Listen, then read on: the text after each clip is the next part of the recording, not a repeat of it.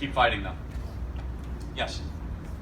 Thank you so much for what you do. I think we all really appreciate what you're doing, especially considering all these years we've had so much trouble getting young people to really embrace conservatism. I've been coaching youth and high school sports for many years, and in high school.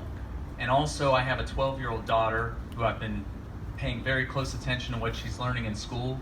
And one thing I seem to realize when you look at the arguments that people try to make to liberals and that they believe in the fake news that they hear on CNN, they really truly believe it. It's not that they're just buying into it because it furthers their cause. They really think it's true. It's become clear to me that they are just being reinforced what they've learned since they were very young, since 5 years old, kindergarten, all the way up through high school. So they really truly believe this stuff is real.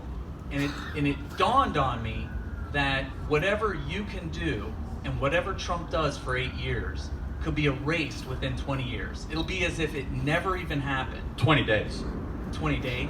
Oh, I mean, 20 years. Besides the judges, I mean, if they look, yeah, you're right. With it, because the new generation will come up, have been indoctrinated Yes. by our education system. So my question to you is, have you thought about, and are you working with Betsy DeVos and trying to figure out how to reform what basically is what looks to me to be the foundation of the problem, which is that everybody in America is being indoctrinated, and then we fight it once they get to be an adult, and we fight it until finally, what are they, in their 30s before they finally realize, oh my gosh, I've been lied to, and some of them never know. Right. So look, this is one of my big I kind of just shrug my shoulders. If the Republicans in Congress, I know Andy Biggs believes in this, if the Republicans in Congress took this summer and they said this will be the summer that we're actually going to fix education, and I would love to see them abolish the Department of Education, but that's probably a little bit much. They're not going to do that. I mean, they're not going to do that. I wish they would. But if at least they said, okay, we're going to do 3 big things. We're going to end Common Core, we're going to open up school choice, and that we're going to significantly shrink the Department of Education and put in real Western civilization, Judeo-Christian values. And they did that starting in May, passed the bill going into the midterms. They would win in the midterms because education is one of the most important issues for all Americans, everyone. The Republicans don't want that. A lot of moderate Republicans are okay with a globalist anti-American agenda being shoved down our throat. I spend way too much time in Washington, D.C. Andy Biggs will agree with you. I can say this. He probably has to be more careful. Some of our biggest enemies are within the Republican Party. I can't even tell you. And it makes me so sick to my stomach because it takes fortitude and conviction and courage to actually go about and fix this. And just tapping around the edges is not going to do it. But part of the solution, I think, so look, I'm just going to tell you right now, you heard it here first. If they ever get the levers of power back, they are going to go after homeschoolers so aggressively. You have to be ready. I'm telling you, like you wouldn't believe. And they're doing it in California right now in the most unbelievable way. But if they actually get back the House and the Senate and the presidency, which they probably will in my lifetime, they're going to get back power at some point. They're going to go after homeschooling because they want control. And any sort of decentralization of their kind of program is a very, very big threat to them. So look, I'm a byproduct of the public education system.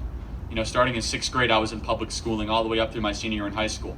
I know what is being taught. White privilege walks, diversity seminars, anti-American hour, all those sorts of things I lived through and I fought against. And I mean, I was kind of known as the one conservative kid that did that. I can't imagine how bad it is at some of these other high school districts. And it's the subtle indoctrination that doesn't always make the news. It is, oh, you can't possibly support Trump. And you're a 7th grader. Oh, okay, you're right.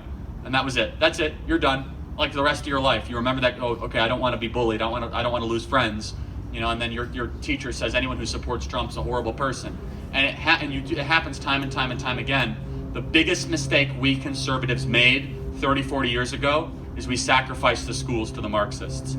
And we allowed this to happen. Both political parties, both presidents, and it's what I'm focusing my life on. And the optimism that I have is through digital social media, reaching students directly in their smartphone.